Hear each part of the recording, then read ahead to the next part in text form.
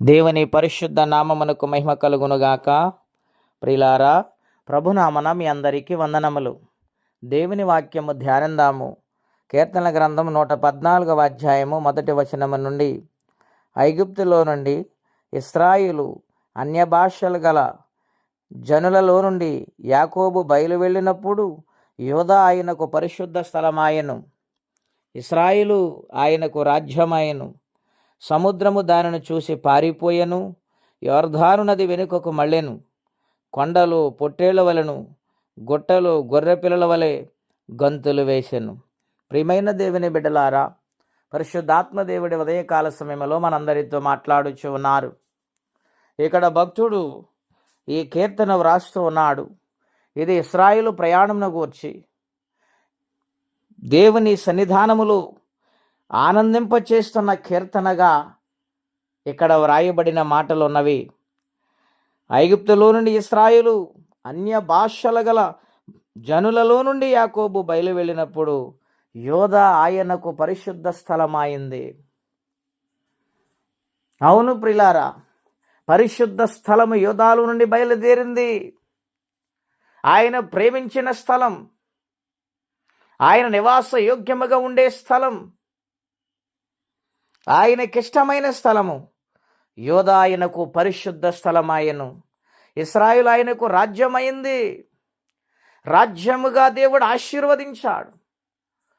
ఒంటరిగా ప్రయాణము చేసిన యాకోబుని, తన తాత అబ్రహాముని, తన తండ్రిని ఇస్సాకుని దేవుడు జ్ఞాపకము చేసుకొని వారి యొక్క వంశాన్ని, సంతతిని దేవుడు దీవించి రాజ్యముగా వారు ప్రబలిల్లారు, వారు విస్తరించబడ్డారు, వారు రాజ్యముగా మారిపోయారు.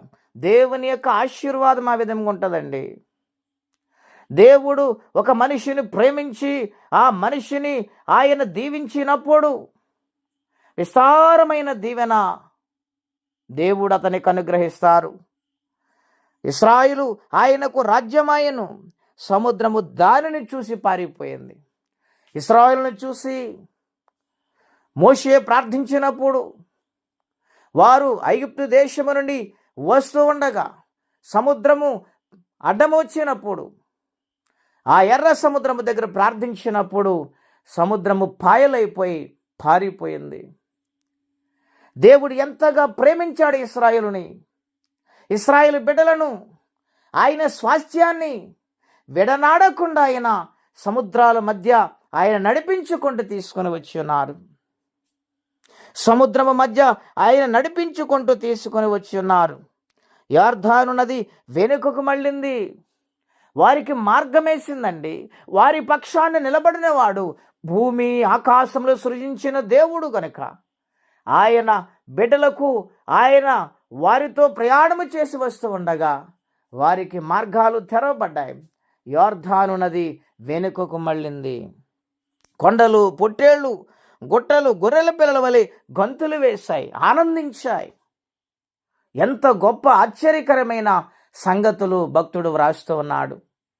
దేవుని బిడ్డలారా, దేవుని సన్నిధిలో ఆనందం ఉన్నది.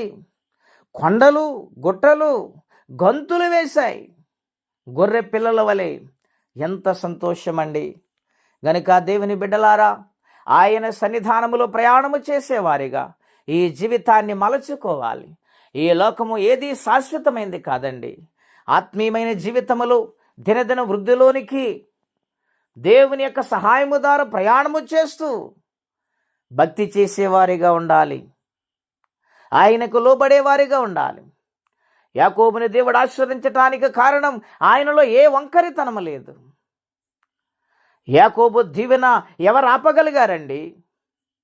మన జీవితాల్లో కూడా ఆయన పాద సన్నిధిలో ఉండి ప్రతి ఒక్క బలహీనత నుండి విడుదల పొంది దేవుని సన్నిధానములో తీర్మానము చేసుకుని జీవించగలిగితే దేవుడు ఆ విధంగా ఆశీర్వదించి నిత్య రాజ్యాన్ని ఇస్తారు. అట్టి కృపా తీర్మానం పరిశుద్ధాత్మ దేవుడు మనందరికీ దయచేయునుగాక.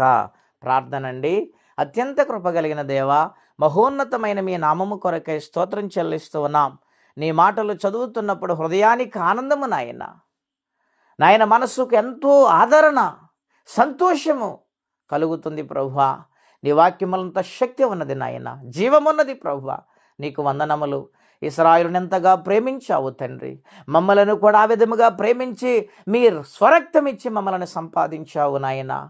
ఆ సంగతి ఎన్నడూ మర్చిపోకుండా నీకు లోబడి జీవించి నీ సన్నిధిలో ఆనందించి ప్రయాణము చేయవారుగా భక్తి జీవితము, పరిశుద్ధాత్మ సహాయం అందరికీ దయచేయండి. ఎవరి కష్టములు, బాధలు, ఇబ్బందులు ఉన్నారో వారికి నీ సహాయం పంపించమని యేసుక్రీస్తు వారి పుణ్యనామములో ప్రార్థించి అడిగి పొందినాము తండ్రి. ఆమేన్. దేవుడు దీవించును గాక. ఆమేన్.